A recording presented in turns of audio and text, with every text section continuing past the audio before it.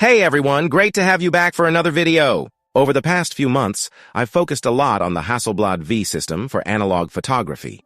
Today, however, I want to share a review of the Schneider-Kreuznach Curtagon 35mm 2.8 lens made for the Kodak Retina DKL mount. If you're looking for an overview of all the available Kodak Retina DKL lenses, you can check out one of my earlier videos. I've linked it right here in the top right corner. I've also covered how to adapt a Kodak Retina DKL lens for use on a Bessomatic camera with a DKL mount. That video is titled Kodak Retina Reflex Lenses. More wide angle for your Bessomatic thanks to Retina lenses, and you'll find that one linked as well. I tested this wide-angle lens on the mirrorless Canon EOS R5. The lens adapter I used is designed for the Canon EF mount, so I still need to use a Canon EF to RF adapter.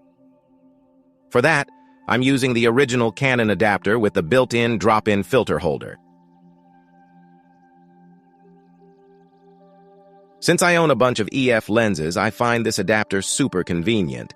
It lets me carry my most important filters like a polarizer, neutral density filter, and pro mist filter and use them with any lens no matter what filter thread size it has.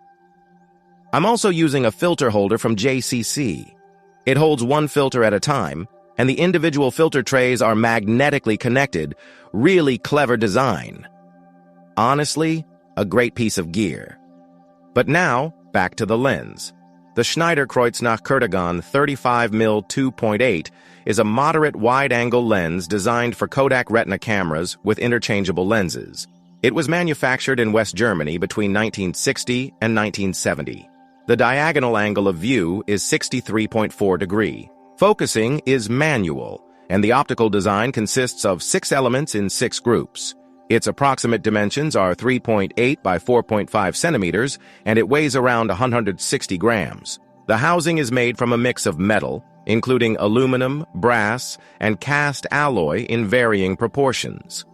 The minimum focusing distance is 90 centimeters, and the smallest aperture is f/22.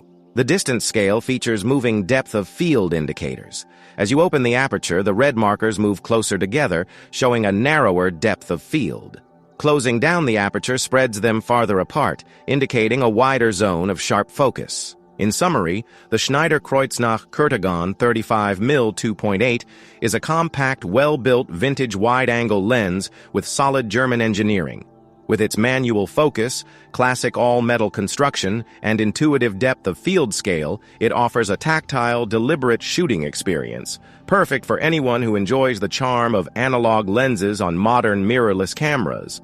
If you're into street photography, documentary-style shooting, or capturing landscapes with a bit of vintage character, the Curtagon 35mm 2.8 is a great choice. Its moderate wide-angle field of view makes it versatile, while the manual controls give you full creative input. Sure, it's not the fastest lens out there, but the rendering has a unique charm, especially when paired with modern digital sensors such as the EOS R5. A true gem for those who appreciate the craftsmanship of classic optics.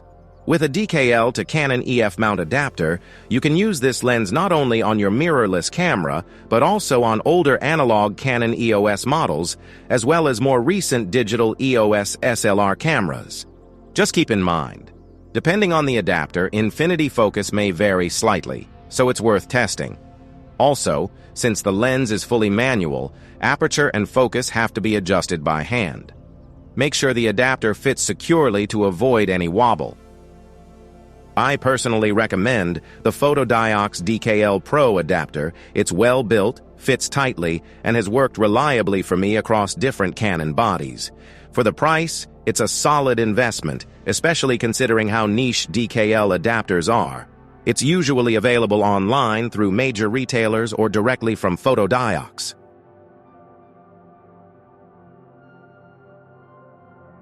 Mechanically, this little lens has completely won me over. But what about its optical performance? As always, you won't see any test charts here. I prefer to share real-world impressions using my own photos and short video clips. Let's start with how it handles direct light. As you might expect, this is one of the lens's weaker points, though considering its age, it's really not that bad. One thing to note, the 35mm Curtagon doesn't produce well-defined sun stars. One area where the lens really performs well is distortion control. If distortion is present, it tends to be of the barrel type, but honestly, in most of my shots, I didn't even feel the need to correct it manually. For more demanding scenarios, like architectural photography, a quick adjustment in post-processing can easily take care of it. Next, I'll show you a few examples to evaluate sharpness and contrast, taken at different aperture settings and focus distances. First up is a comparison at medium focusing distance, shot at f2.8 on the left and f4 on the right. At wide open, f2.8, the image is very soft and lacks contrast. Stopping down to f4 improves things a bit in the center, but overall sharpness across the frame is still lacking. These two aperture settings aren't ideal if you need consistent sharpness across the entire image area. Since even the center remains unimpressive at f2.8, I wouldn't recommend shooting wide open, unless you're specifically going for that soft, dreamy look. The next comparison, this time at a close focusing distance, shows the difference between f2.8 and f5.6. The image on the left was taken wide open at f2.8, while the one on the right was shot at f5.6. At f2.8, image quality is poor, soft, and lacking contrast. Wow, that looks rough. Image quality wide open is definitely nothing to write home about. But stopping down to f5.6 results in a noticeable improvement, bringing sharpness and overall performance into a clearly acceptable to good range.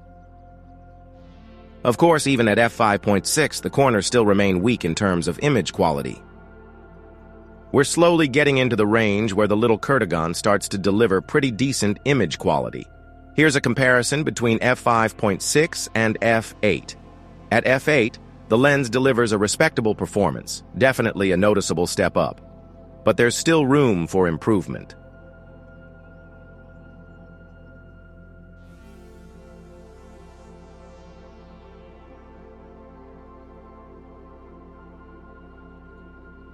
In the center of the image, only minor improvements are noticeable at this point.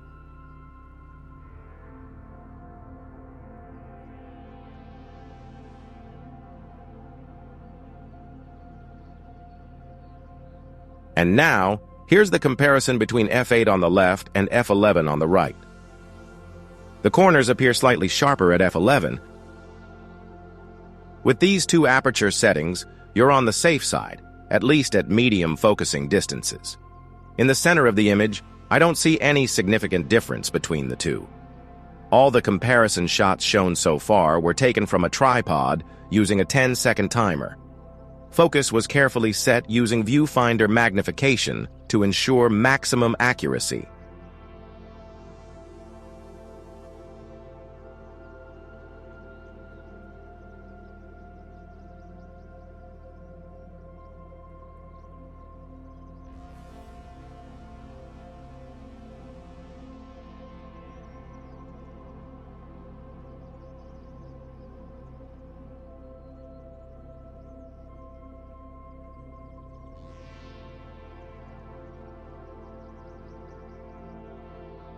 At close focusing distances, the situation changes a bit. In the center of the image, there's nothing to complain about at either f8 or f11. While f8 and f11 performed well in the previous comparison, that's no longer the case outside the image center here. What a difference. In the close-up range, both f8 and f11 are clearly outperformed by stopping down further to f16. Shooting at f16 delivers noticeably better sharpness across the entire frame at close distances, making it my clear recommendation for achieving optimal edge-to-edge sharpness in the near range. I'll also show you 4 more unedited raw images at apertures f4, f5.6, f8, and f16, and as always, at the end of the video, I'll share some Lightroom-edited shots taken with this lens. To sum it all up, the Schneider-Kreuznach Curtagon 35mm f2.8 may not be a perfect performer wide open, but once stopped down, it really starts to shine, especially from f8 onward at medium distances, and even more so at f16 in close-up work. Mechanically, it's a joy to use, compact, solidly built, and with smooth focusing. It's definitely a charming little lens that can still deliver respectable results, even decades after it was made. Using vintage lenses on modern digital cameras brings together the best of both worlds. Classic mechanics paired with digital precision. That's exactly where their unique charm lies. There's something truly special about using vintage lenses on modern mirrorless digital cameras. The fusion of classic all-metal craftsmanship with today's digital technology creates a uniquely rewarding shooting experience. These lenses have a story to tell. Once built for analog cameras, they now find new life on cutting-edge mirrorless bodies thanks to simple lens adapters. Manual focusing, the tactile feel of an aperture ring, and the distinctive rendering of vintage glass, with all its minor imperfections, lend images a charm that modern, clinically perfect autofocus lenses often lack. Whether it's a bit of swirl in the bokeh, subtle vignetting, or a slight color shift, what was once seen as a flaw is now embraced as a creative feature. There's also something deeply sustainable about breathing new life into old optics. Instead of gathering dust on a shelf, these lenses continue to create. And for those willing to slow down and shoot with intention, the payoff is a deeper, more personal connection to the art of photography. If you enjoyed the video, feel free to leave a like and subscribe for more reviews on vintage lenses and classic camera gear. To wrap things up, I'll show you a selection of test images I shot with this lens and edited in Lightroom. Thanks for your time and interest in this video. Stay healthy and see you next time.